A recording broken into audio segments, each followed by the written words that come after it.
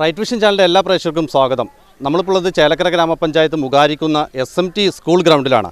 ഇവിടെ ഞായറാഴ്ച ഒരു തീപ്പാറും പോരാട്ടം നടക്കുകയാണ്. ഓണക്കാലത്തെ ചേലക്കരക്കാരുടെ പന്ത് കളിയായ നാടൻ പന്ത് കളി തലമയുടെ ഫൈനൽ നടക്കുകയാണ്. അങ്ങനെ കളി കണ്ട ആവേശത്തിൽ പാട്ടെഴുതിയ നെന്മാറ സ്വദേശി ബാബുവേട്ടനെയാണ് റൈറ്റ് വിഷൻ ചാനൽ ഇന്ന് പ്രേക്ഷകർക്ക് മുമ്പിൽ പരിചയപ്പെടുത്തുന്നത്.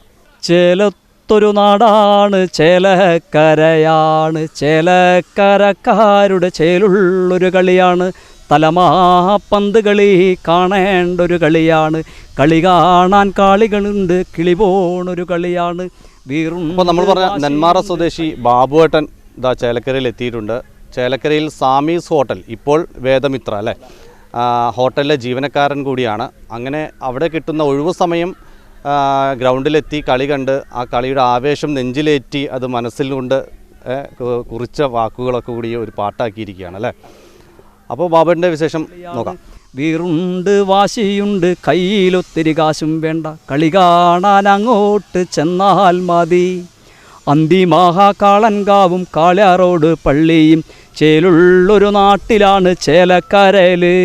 അന്തിമയങ്ങണ നേരം ഉമ്മടകാളി തീരണ നേരം മാനം ചമ്മാനം പട്ടുടുത്തേ പോരുന്നോ കളി കാണാൻ ചേലക്കരയിലേക്ക്. ചേലത്തൊരു നാടു കാണാം, ചേലത്തൊരു കളിയും കാണാം, കളി കാണാൻ കാണികളുണ്ട്, കിളി പോണൊരു കളിയാണ്. വീറുണ്ട് വാശിയുണ്ട് കയ്യിലൊത്തിരി കാശും വേണ്ട, കളി കാണാൻ അങ്ങോട്ട്. ഞാനിവിടെ 2023 ജൂലൈ 26 ഇവിടെ സ്വാമിസിൽ ജോലിക്കെത്തുന്നത്.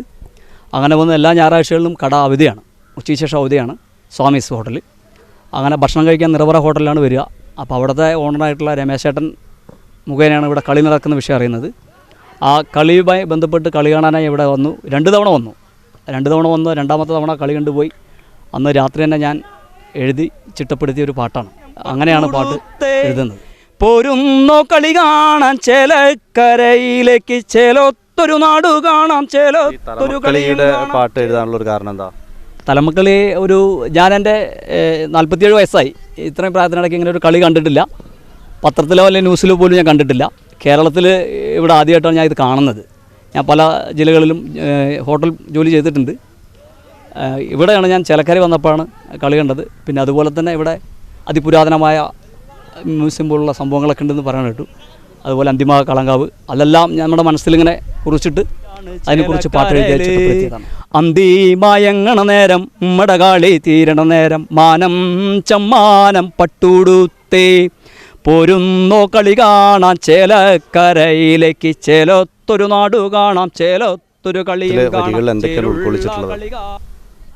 ഒന്ന് തലമാപ്പന്തി കളിയാണ് ഇതിൽ മെയിനായിട്ട് നമ്മൾ ഉൾക്കൊള്ളിച്ചിട്ടുള്ളത്. അതിന് പുറമെ ഇവിടെയുള്ള അന്തിമഹാകാളങ്കാവ്, അതായത് കാളവേലകളുടെ പ്രസിദ്ധമായൊരു കേൾവിയുള്ളൊരു നാടാണ് ചേലക്കര.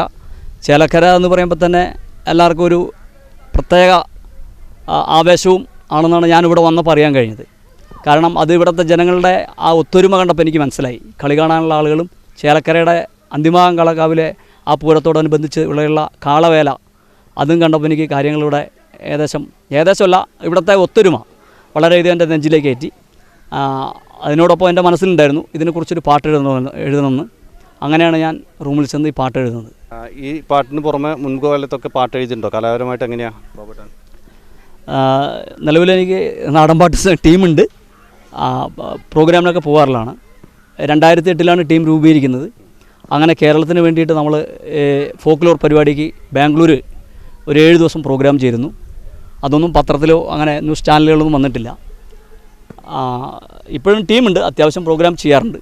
ആദ്യമായിട്ടാണ് ചാനലിൽ വരുന്നതെന്ന് തോന്നുന്നല്ലേ? തീർച്ചയായിട്ടും ആദ്യമായിട്ടാണ് ചാനലിൽ വരുന്നത്. അത് വളരെയധികം സന്തോഷവും ചാനലുകാർക്ക് വളരെയധികം നന്ദിയും ഈ അവസരത്തിൽ പറയണം. നാടൻപാട്ട് കലാകാരനാന്ന് പറയുമ്പോൾ പ്രേക്ഷകർക്കൊരു ആഗ്രഹം ഉണ്ടാവും, 2 വരി നാടൻപാട്ട്, ഫേമസ് ആയ ഏതെങ്കിലും 2 വരി നാടൻപാട്ടും കൂടെ ഒന്ന്.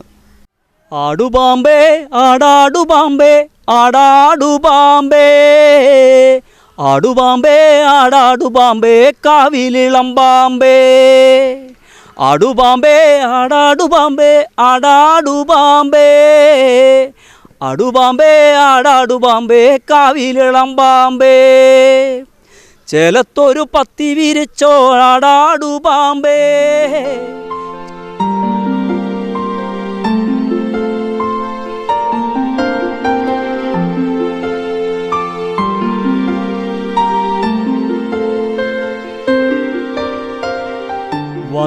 വന്നുദിച്ചേ നിന്നുദിച്ചേ ആദിത്യൻ ഭഗവാനും ഇന്നെന്താ ഭഗവാനും വന്നുദിക്കാൻ ഇത്ര താമസിച്ചേ വന്നുദിച്ചേ നിന്നുദിച്ചേ ആദിത്യൻ ഭഗവാനും ഇന്നെന്താ ഭഗവാനും വന്നുദിക്കാൻ ഇത്ര താമസിച്ചേ.